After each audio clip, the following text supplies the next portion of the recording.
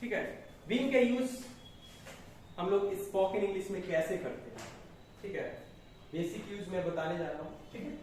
देखिए बी का बिफोर करेंगे, जैसे बी मतलब होना होता है, आई होप कि आप लोग जानते होंगे बी मतलब क्या होता है, होना। तो बी का अगर बिफोर करते हैं तो क्या बन जाता है, जैसे बी एक वर्ब है, गॉट इट, बी क्या है, एक वर्ब है, ठीक है। तो पास्ट फॉर्म होता है किसी भी वर्ब का, जैसा कि आप लोग जानते होंगे कि किसी भी वर्ब का पास्ट फॉर्म होता है, होता है कि नहीं होता है, होता है ना। तो that is the same thing, ये बी बीइंग क्या है, एक वर्ब है, ठीक है। अब इसको स्पोकन इंग्लिश में कैसे यूज करते हैं, जैसे मैं एक सेंटेंस के जरिए बताता हूँ। जैसे यहाँ पे एक सेंटेंस है कि एक दोस्त होने के नाते मैं हमेशा मदद करूंगा, ठीक है। एक टीचर होने के नाते मेरा एक जिम्मेदारी बनती है कि मैं आपको ईमानदारी पूर्वक पढ़ाऊं, राइट। तो किसी चीज होने के नाते, कुछ भी होने के नाते, एक डॉक्टर होने के नाते मैं आपको मदद करूंगा, ठीक है। मैं आपके दोस्त होने के नाते मैं आपको हमेशा मदद करूंगा।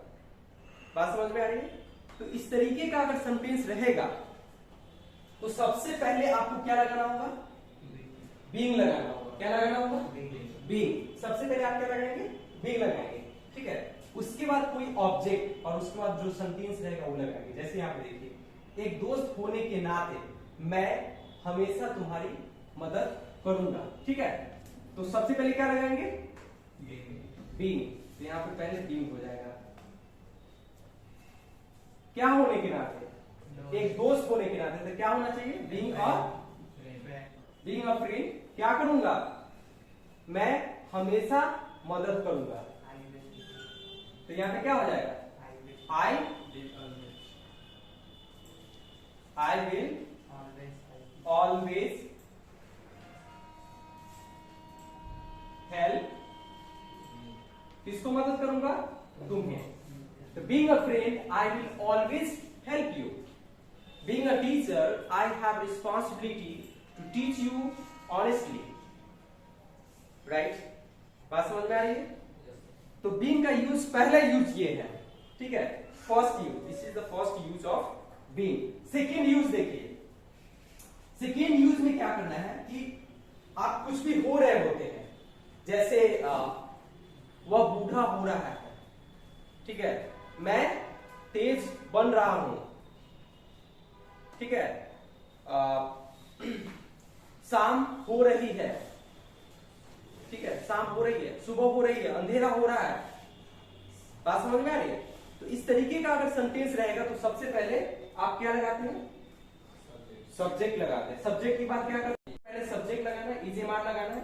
अगर पास्ट में कुछ हो रहा होता है तब वहां पे वाज या वर का यूज करेंगे। क्या करेंगे, वाज या वर। उसके बाद आप बीइंग लगाएंगे। क्या लगाएंगे, बीइंग। और उसके बाद कोई एडजेक्टिव, ठीक है, आप क्या लगाएंगे, उसके बाद कोई एडजेक्टिव का यूज करेंगे। जैसे वह अच्छा बन रहा है, ठीक है। तो अच्छा बनना क्या है, अच्छा ये क्या है, अच्छा क्या है, अरे अच्छा है क्या, एडजेक्टिव वर्ब क्या है, एडजेक्टिव है। अच्छा क्या है, एडजेक्टिव है। तो अच्छा बन रहा है तो क्या हो जाएगा यहाँ पे, ही इज बीइंग गुड। वो अच्छा बन रहा है, ही इज बीइंग गुड। बात समझ में आ रही है, ही इज बीइंग गुड, वो अच्छा बन रहा है।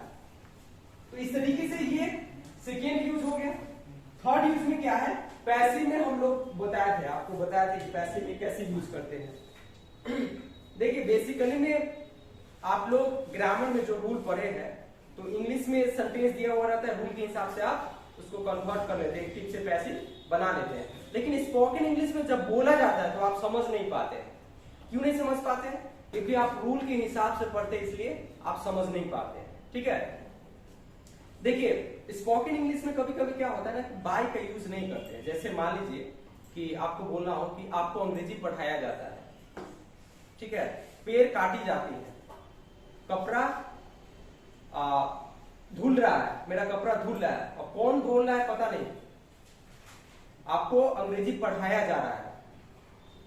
बात समझ में आ रही है, आपको अंग्रेजी पढ़ाया जा रहा है। कभी कभी क्या होता है कि आपको पता नहीं होता है कि काम करने वाला कौन होता है, लेकिन वह काम खुद से नहीं होता है, कोई ना कोई करने वाला होता है। जैसे अगर मैं बोलूं कि आपको अंग्रेजी पढ़ाया जा रहा है, तो आप खुद से तो नहीं पढ़ रहे हैं, पढ़ रहे हैं क्या? आपको अंग्रेजी पढ़ाया जा रहा है तो कोई ना कोई पढ़ाने वाला होगा। रोड बनवाए जा रहे हैं, रोड बनवाए जा रहे हैं, तो रोड खुद से थोड़ी बन जाएगा, कोई ना कोई तो बनाने वाला होगा ना। बात समझ में आ रही है ना? तो इस तरीके से हम लोग यूज करते हैं। तो उसमें क्या करते हैं, यहाँ पे आप जो सब्जेक्ट सोच रहे हो वो सब्जेक्ट होता नहीं है, वो क्या होता है, ऑब्जेक्ट होता है। क्या होता है, ऑब्जेक्ट। उसके बाद एज ए ऑब्जेक्ट के अनुसार यहाँ पे इज, एम, आर के यूज करते हैं, वाज, वर, ठीक है। उसके बाद बीइंग के यूज करते हैं, उसके बाद वर्ब के थर्ड फॉर्म, और उसके बाद बाय लगाते हैं, उसके बाद आप सब्जेक्ट लगाते हैं, ठीक है। जैसे उसे पढ़ाया जा रहा है, उसे पढ़ाया जा रहा है, क्या होगा बताइए? तो उसे पढ़ाया जा रहा है, he is being taught, he is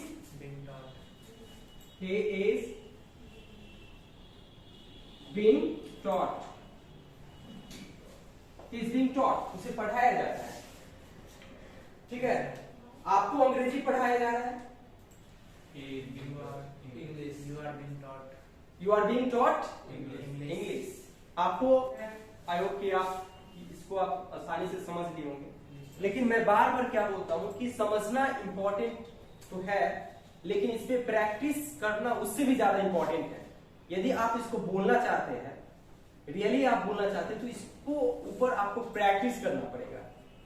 otherwise सिर्फ समझ लेने से आप सोचेंगे कि बोल लेंगे, तो आप, this is the wrong perception of your mind, ठीक है। ये चीज दिमाग से निकाल दीजिए, क्योंकि आपको क्या करना होगा, प्रैक्टिस करना पड़ेगा, ठीक है। आप धीरे धीरे प्रैक्टिस करेंगे, आपका दिमाग में ये चीज सेट हो जाएगा। हिंदी आप आसानी से बोल लेते हैं, क्यों? क्योंकि आप हर रोज बोल रहे होते हैं उसी चीज को, आपका माइंड रिकॉर्ड कर चुका है उस चीज को, आप आसानी से बोल पाते हैं, कोई प्रॉब्लम नहीं होता है। बात समझ में आ रही है? You have to practice over again and again, and as you know very well, practice makes a man perfect. Are you agree with me? No sir, practice does not make a man perfect. A perfect practice makes a man perfect, right? तो ये चीज भी ध्यान रखना है। अगर गलत चीज का प्रैक्टिस कर लेंगे तो गलत बोलना शुरू करेंगे ना। मान लीजिए, लेट सपोज अगर लोग झूठ बोलने की प्रैक्टिस करता है, तो आपके सामने आएगा तो ऐसा झूठ बोलेगा कि आपको पता भी नहीं चलेगा कि झूठ बोल रहा है, सच बोल रहा है। बात समझ में आ रही है? टंग को थोड़ी ये पता है कि क्या रॉन्ग है क्या राइट है। आप जिस चीज का प्रैक्टिस करेंगे वही चीज का ना हैबिचुअल हो जाएगा। बात समझ में आ रही है? तो सही चीज पे सही फोकस होना चाहिए और सही से प्रैक्टिस होना चाहिए, तभी आप आसानी से बोल पाएंगे, राइट? ठीक है। आप कुछ करते नहीं हो, सिर्फ चाहते हो कि हमको बोलना है, तो दुनिया की कोई भी टीचर आपको नहीं सिखा सकता है, आई गारंटी यू।